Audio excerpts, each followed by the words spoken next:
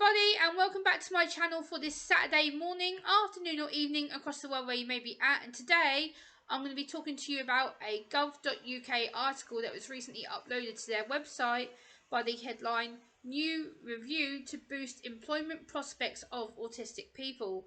As an autistic female, I try to bring you all the latest breaking news all around autism and disability and give you my perspective, but I thought this article was really worth talking about, mentioning, and I thought I'd talk about it, read through the article, and then give my autistic spin on it towards the end. So let's get into what this says, shall we?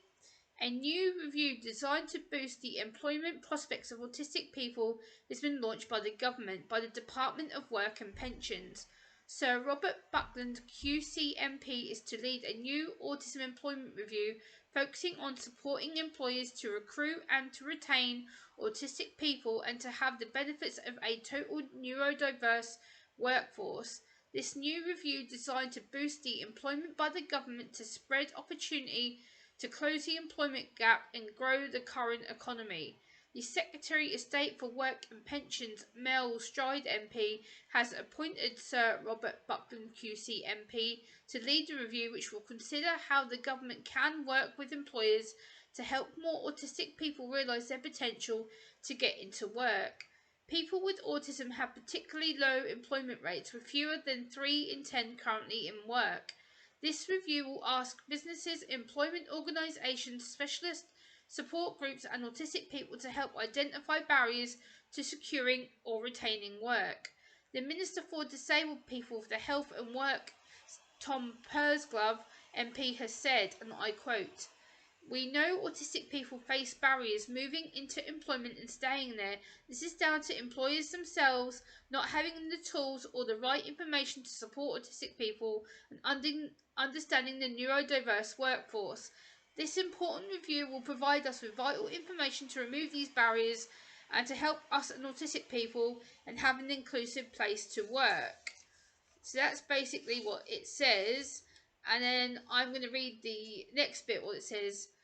The Buckland Review of Autism Employment will consider issues such as how employers identify and better support autistic staff already within the workplace, what more could be done to prepare autistic people effectively to begin working, and working practices to reduce the stigma and barriers and improve productivity of all autistic people.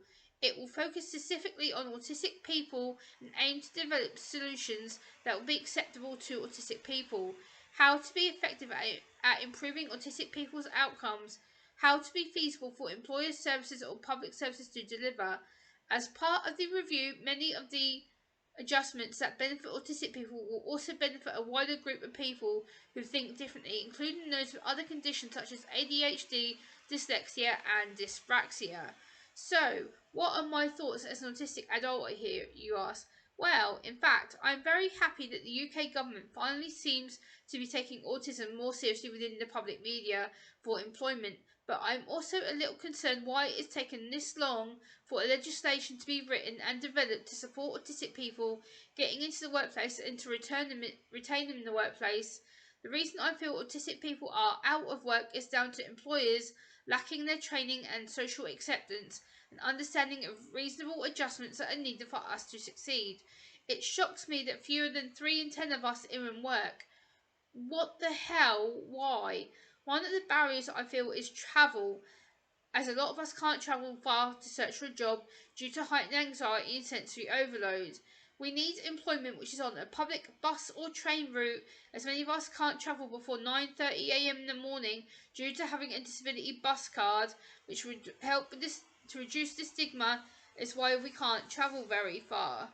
So I feel that's kind of make the basic point of what this is. Another reason I feel more autistic people are not in work is because employers do not want to spend the money on people with neurodiverse conditions or mental health conditions.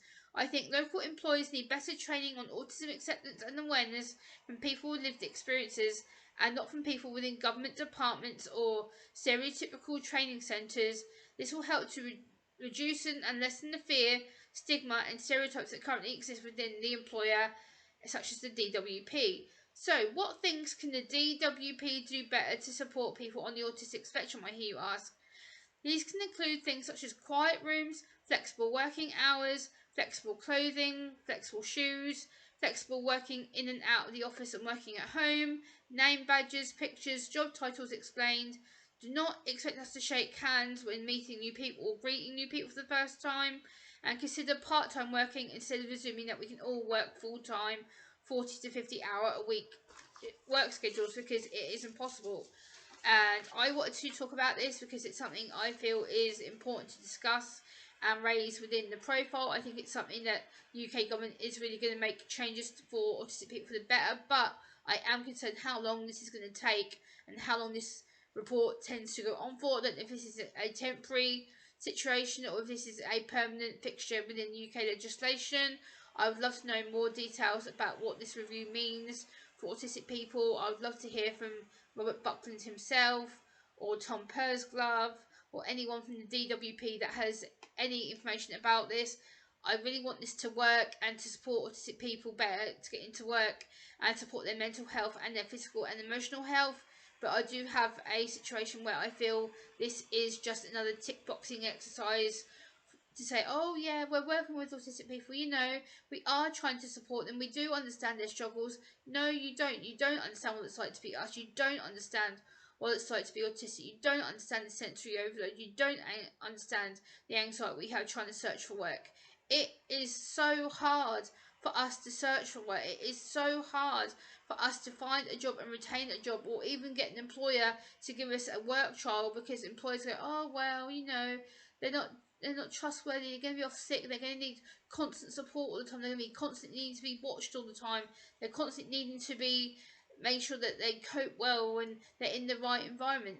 Just give us time to adjust, give us the right people, the right skills, and we will be happy to provide for ourselves, work within the team. We are desperate to work, we want to work, we want to prove that we are hardworking, trustworthy, loyal, hard, dedicated people who want to work. We want to be a productive person. We want to be a productive member of society. And unfortunately, employers do not give us that opportunity because of lack of understanding, lack of training, lack of social awareness, lack of social acceptance.